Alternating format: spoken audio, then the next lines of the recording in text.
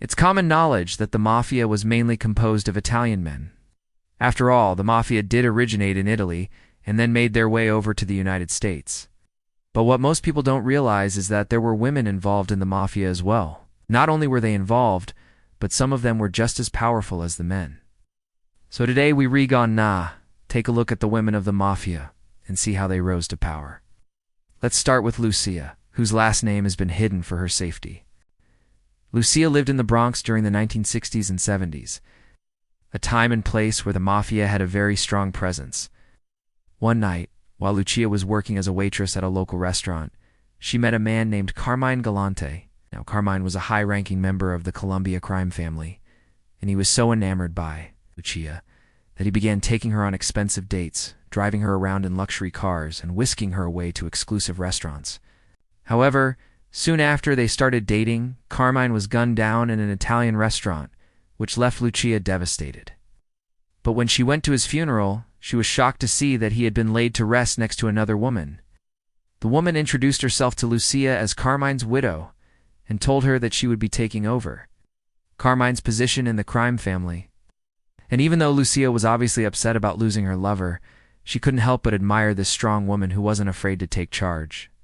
So she decided to become an informant for the FBI and took down several members of the Genovese crime family, including the woman who had stolen Carmine's heart and his spot in the Mafia. Next is Helen Viola, who was known as the godmother of the Mafia. Helen got involved with the Mafia when she married Joseph Barbera in 1935. Now, Joe had recently become the boss of the Lucchese crime family, and Helen was about to become the most powerful woman in organized crime. Soon after marrying Joe, Helen became known as the boss's wife and had a lot of influence over him. In fact, it was Helen who convinced Joe to move over to the United States and become a naturalized citizen, which eventually led him to becoming the boss of one of America's most powerful crime families. But as the years went on, Joe's health began to deteriorate, and Helen began making moves to secure her own power within the family. She took control of Joe's illegal gambling and loan sharking operations, and even had a hand in several murders. When Joe passed away in 1981, Helen assumed the role of boss, making her the first woman to ever lead a Mafia family.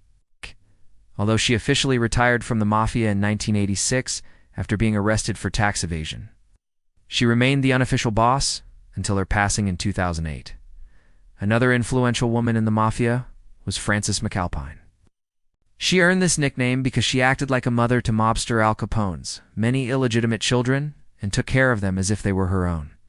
But Frances's involvement with the Mafia didn't stop there. She was actually the wife of mobster Michael Lapido, and together they were one of the most notorious couples in the Mafia, in fact. Michael and Frances were so brazen that they hosted lavish parties at their mansion where they would invite some of the biggest mobsters in the country and plot their next big moves. The mansion even featured a secret room where mobsters could hide from the police, and it was rumored that Al Capone himself designed the room. But even though they seemed untouchable, the FBI eventually caught up to them, and Michael was sentenced to 50 years in prison. This didn't stop Frances from living her lavish lifestyle, though. She simply married one of Michael's associates named Frank Castellano and continued to throw crazy parties. In fact, the party lifestyle continued until she was a cool 75 years old. But no woman in the Mafia had more power than Santina De Matteo. Her father, Bernardo, was the boss of the Bonanno crime family, and he gave Santina a taste of power at a young age by making her his underboss. That's right. Santina was the first woman to ever hold a high-ranking position in the Mafia. But this caused a lot of tension within the organization, as many of the capo regime, or heads of the families, didn't agree with having a woman in such a powerful position. They argued that women belonged in the home and not in the Mafia.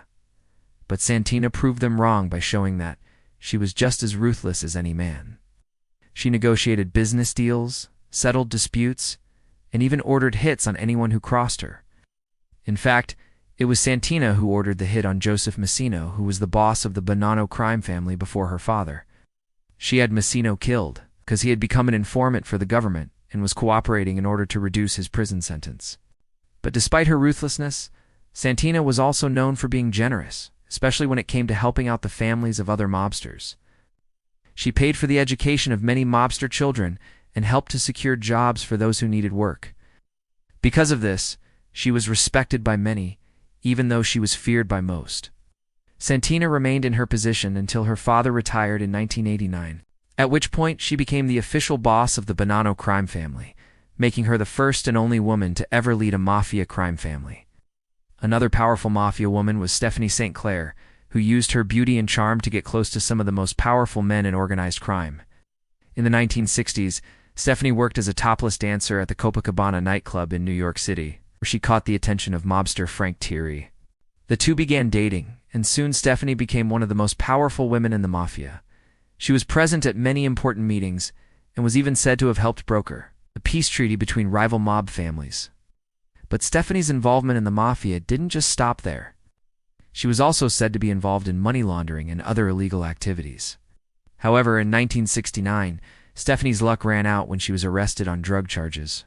She was sentenced to 5 years in prison, but only served 3 before being released. The next woman on our list is Maria Barata, who is the mistress of mobster Lucky Luciano. Maria was a major player in the mafia and was known for her intelligence and ability to keep secrets. In fact, she was present at the infamous meeting in Appalachian, New York, where the 5 families of the mafia met to discuss their illegal activities. But despite her involvement, Maria was never arrested and was able to live a relatively normal life after Luciano was imprisoned. However, she continued to be involved in the mafia and was said to be a close confidant of many powerful mobsters. Lastly, we have Josephine Barbera, who was the wife of mafia boss Joe Barbera. As we mentioned earlier, Joe was a member of the Lucchese crime family, and Josephine had a major influence on his decisions. In fact, it was Josephine who convinced Joe to move to the United States and become a naturalized citizen. This move allowed him to become the boss of one of America's most powerful crime families. But despite her influence, Josephine was never arrested and was able to live a relatively low-profile life. Now, I know what you're thinking. Where are the men in all this? Don't worry, we haven't forgotten about them. In fact, we've already mentioned quite a few of the most powerful men in the mafia, such as Al Capone, Lucky Luciano, and Joe Barbera. We just wanted to shed some light on the women who were just as powerful, if not more powerful than the men. So I ask you, who was the most powerful mafia woman in your opinion? Let us know in the comments below. Also, if you enjoyed this video, please like and subscribe for more content. Till next time, stay safe and make sure you don't get whacked.